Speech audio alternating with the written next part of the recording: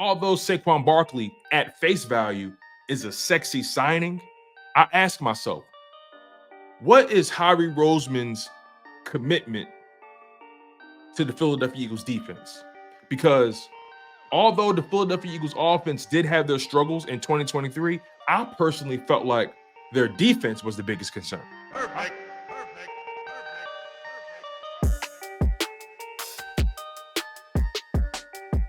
Welcome back to another edition of Chalk It Up Sports, where no matter if we win or if we lose, we just got to charge it to the game. I'm your guy, Tone DeShields II. And look, the Philadelphia Eagles, they made some moves through our free agency thus far. They made some big splashes, and we're going to touch on both of them, right?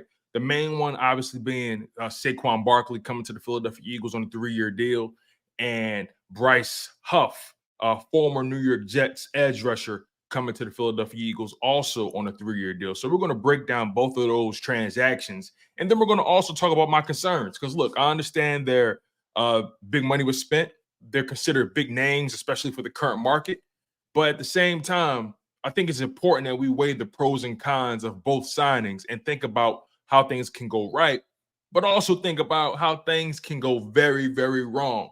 Because the Philadelphia Eagles are obviously coming off of one of their worst collapses that we've seen in quite a long time. So let's take our time and let's get right into it. Again, make sure you guys smash that like button. Make sure you guys are subscribed to the YouTube channel, especially if you like what you hear and if you like what you see. So let's get right into it.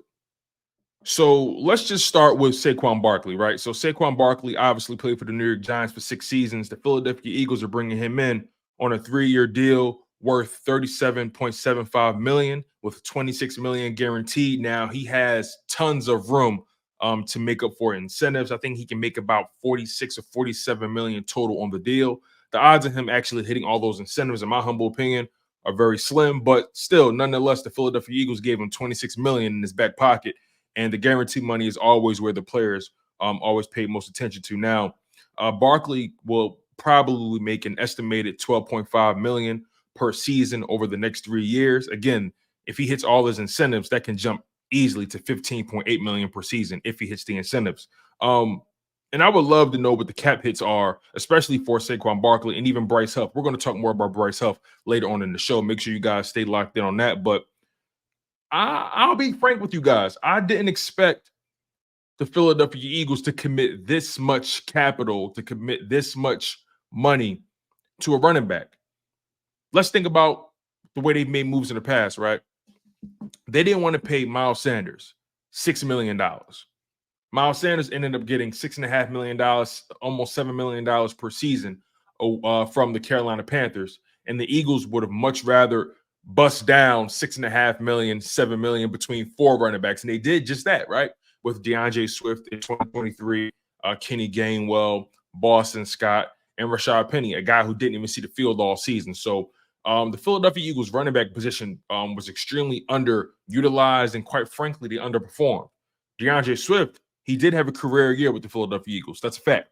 But when you think about the grand scheme of things and the way the Eagles running game took a major hit without Miles Sanders, took a major hit because Jalen Hurts wasn't running the ball as effectively, you got to take into account how they really need to get that running back position back on track. And Saquon Barkley, from a pure talent perspective, can do that. Saquon Barkley's talent is not a question. Saquon Barkley's ability is not a question, right? I believe last season, Saquon Barkley, he accounted for just over 1,200 yards from scrimmage, averaged just over 4 yards a touch, put up 10 touchdowns. He's a dual threat running back. As a matter of fact, Saquon Barkley is a triple threat running back. He can run, he can catch the ball, and he can block and pass pro. And I think that's something that's been really lacking for the Philadelphia Eagles over the past several seasons when it comes to their running back position. They haven't had a good pass pro running back in a long time. So Saquon Barkley brings that. And also in 2023, Saquon played 14 and started in 14 games as well. He missed 3 games total. So that's the thing about Saquon Barkley, right? People are concerned about his health. And I am too. I'm very much concerned about Saquon Barkley's health. Can he stay healthy for a 17-game season? Can he at least give the Philadelphia Eagles 15 games in the season, right? So that's something I think about. But here's the caveat to that. He spent 6 years in New York playing on the MetLife turf. And I think everybody knows around the NFL, the MetLife turf is not known for guys' health. The MetLife turf is notoriously known for causing major injuries throughout the season and throughout the league, right? So maybe if he plays on the Philadelphia Eagles grass surface, that could bode well for his health. But overall, when people have their questions about Saquon's health, I completely understand it. And I really can't rebut it, right? All I can say is Christian McCaffrey had major health concerns when he was with Carolina, and then he got to the San Francisco 49ers, and all of a sudden he's had pretty much a clean bill of health. I think he only missed one game in 2023. So when you think about it from that perspective, if Christian McCaffrey, a guy who runs violently, a guy who runs physically, a guy who's very elusive and very effective in both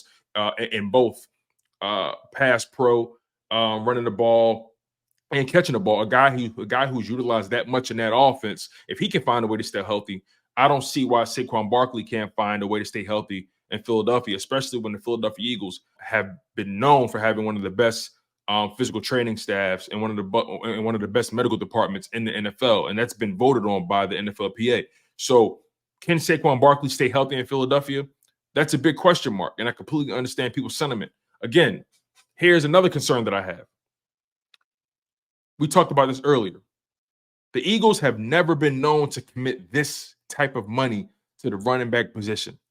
They didn't want to pay Miles Sanders. Remember, they traded LaShawn McCoy right after paying him. They haven't had a legitimate running back in that backfield in a long time.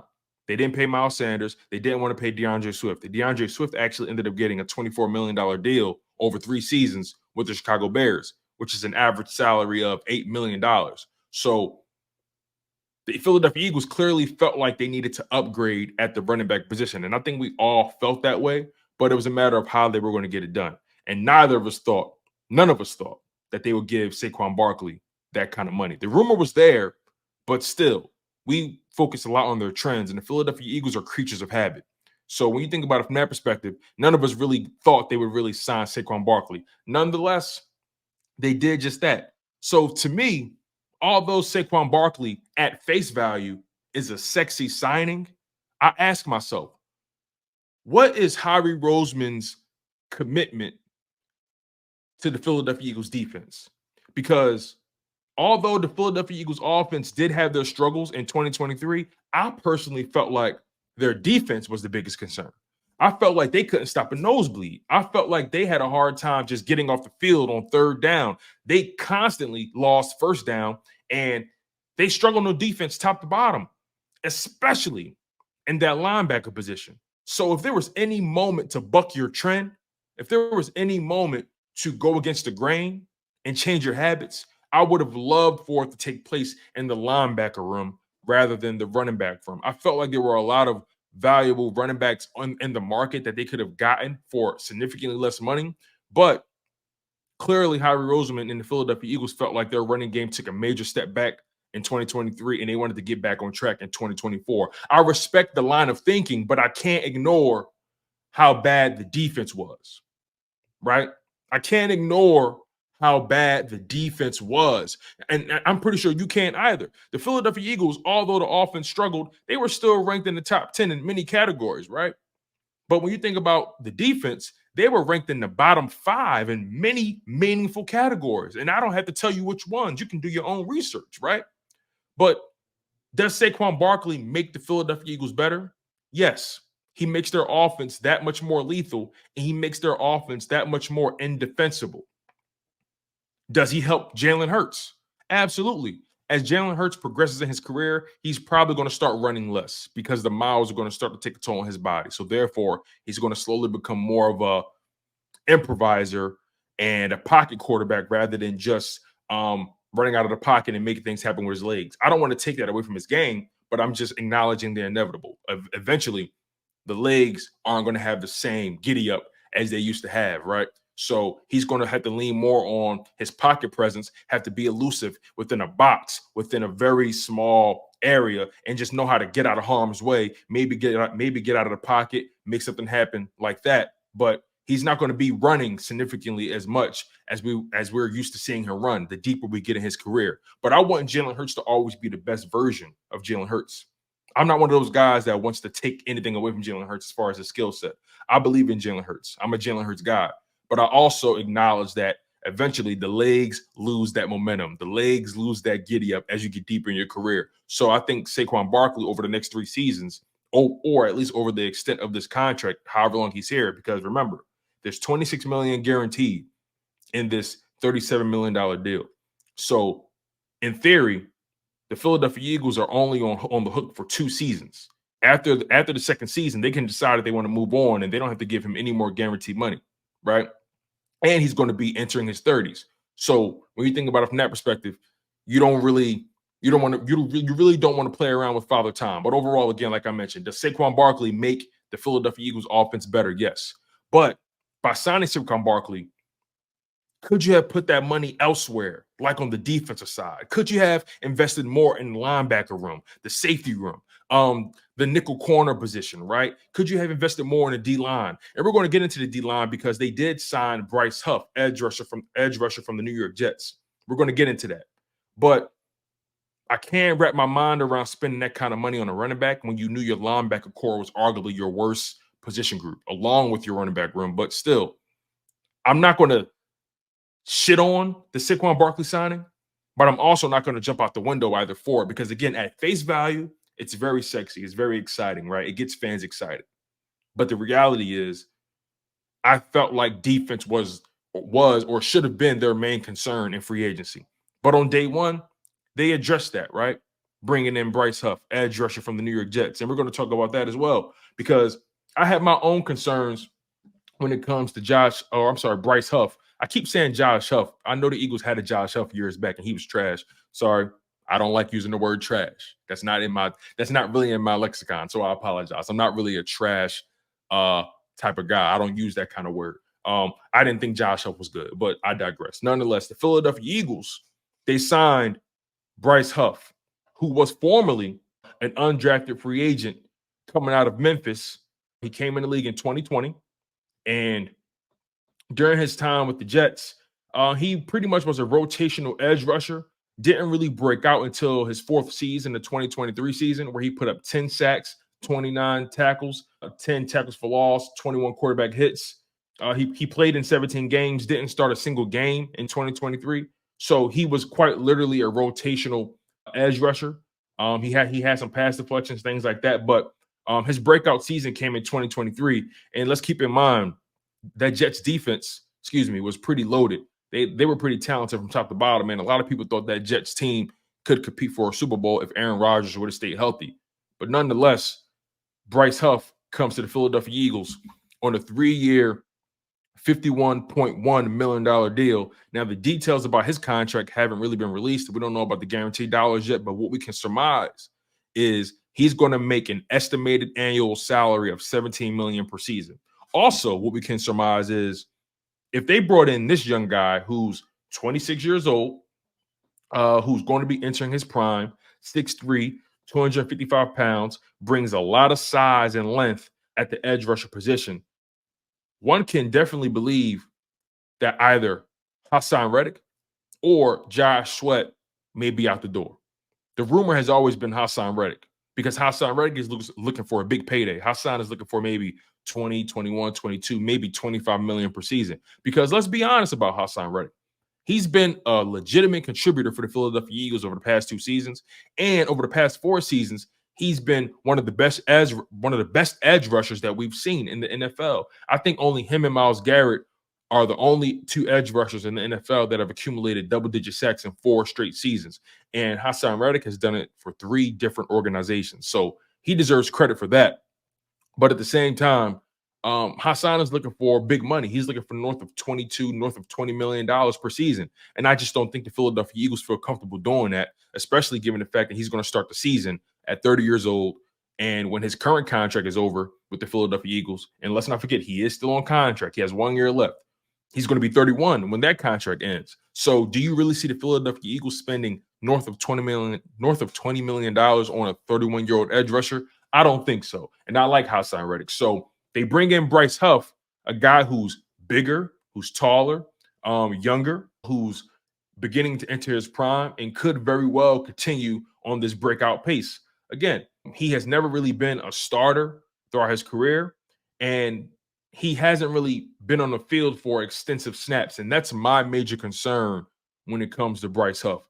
In 2023, let's just stay there, right? In 2023, he played in 17 games. He put up 480 defensive snaps, which is considered 42% of the total defensive snaps that was available to him. So again, he played in 17 games and was only on the field 42% of the time. So here's my question. Here's my concern. With this new money, right? With this contract making him $17 million per season, can Bryce Huff live up to the billing? Can his motor still run hot if the snap count gets above 500, 600? How effective will his pass rushing ability be if he's on the field for about 100 or 200 more snaps? That's my concern, because let's keep this in mind, right? When it comes to Josh Sweat for the Philadelphia Eagles, Josh Sweat, he had a career high in snaps in 2023. As a matter of fact, Josh Sweat, in his best season with the Philadelphia Eagles, which was in 2022, he was on the field for 587 snaps through 16 games, which was 56% of the defensive snaps available to him. And in that 2022 season, Josh Sweat, again, a career year, put up 11 sacks. But then in 2023, Josh Sweat played in 17 games. He was on the field for 828 snaps, which is about a 300 snap increase. And that was 71% of the defensive snaps. So Josh Sweat's snap count increased from 56% to 71%. What happens if Bryce Huff's snap count increases from 42% to 60%? Will he still be as effective? Will those pass rushing abilities, will that motor still run hot? That's my concern. So again, I like the moves the Eagles have made. Saquon Barkley makes the Eagles better. Bryce Huff, he adds to the pass rush. He's a young guy. He's a big body, 6'3", 255 pounds. He has that prototypical pass rusher body, has a lot of length, can definitely help in closing out the edge, especially when running backs try to break out on the Philadelphia Eagles. He could definitely do a good job of setting the edge, right? But he's never been a starter. He's always been a rotational edge rusher. You're paying him $17 million a year. You're not paying him to drop back in coverage. You're paying him to rush the passer. So how effective will he be when the workload increases? I think that's a legitimate question, and I want to know what you guys think about that, right? Do you guys love the Saquon Barkley signing? Do you guys hate the Saquon Barkley signing? Did you guys love the Bryce Huff signing, or did you hate that, right? I want you guys to tell me exactly what you think, and I want you guys to comment below, and I want you guys to also smash that like button so I can get a feel for how you guys feel about this content, okay? Again, smash that like button. Make sure you guys comment below. Was Saquon Barkley the right move? Was Bryce Huff the right move? Do you share my concerns? It all remains to be seen. But so far, the Philadelphia Eagles offseason has been off to a great start. It's been exciting, and it's been electric. But again, make sure you guys smash that like button, and make sure you guys are subscribed to Chalk It Up Sports, where no matter if we win or if we lose, we just got to charge it to the game. I'm your guy, Tone DeShields II, and I'll see you next time.